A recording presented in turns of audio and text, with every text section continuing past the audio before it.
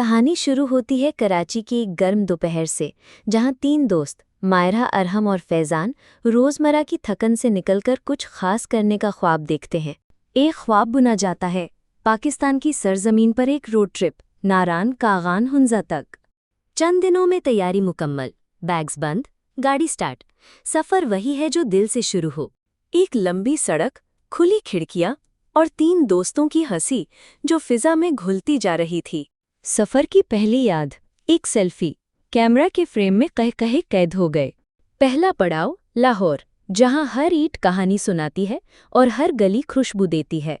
जब वक्त रुक जाए और आंखें सिर्फ देखती रह जाएं, तो जान लो तुम लाहौर की रूह छू रहे हो। रंग, कपड़े, आवाज़ें और मायरा की वो मुस्कुराहट, ये जगह ख्वाब लगती है। निहारी, चटनी, रबड़ी और दिलों की भूख मिटती चली गई। होटल की बालकनी, चाय की चुस्की और थके चेहरों पर इत्मीनान।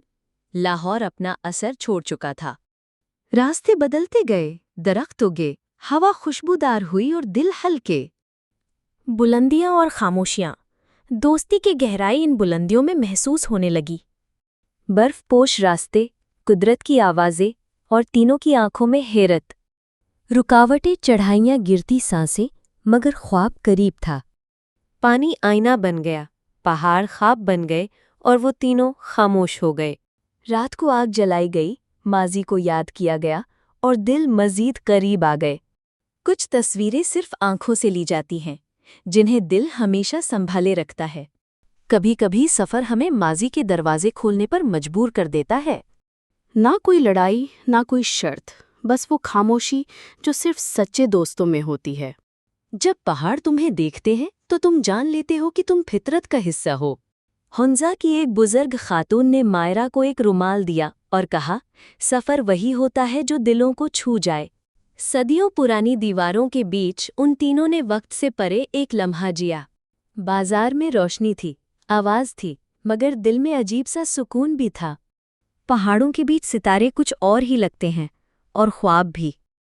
रात को वो तीनों एक कंबल में बैठे थे और वक्त जैसे ठहर सा गया था। अकेली वादी, खामोश मंजर, और तीनों बस देख रहे थे एक दूसरे को। कभी कभी वापसी सबसे मुश्किल पड़ाव होता है। सड़क वही थी, पर तीनों बदल चुके थे।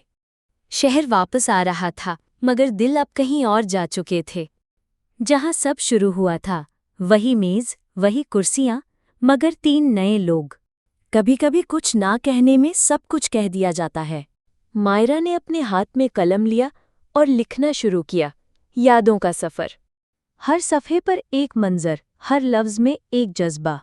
तीनों ने एक आखिरी तस्वीर ली, फ्रेम में, मगर यादों से बाहर कभी ना जाने वाली। कहानियाँ कभी ख़त्म नहीं होती, बस अगले सफ़र का रास्ता शुरू हो जाता है।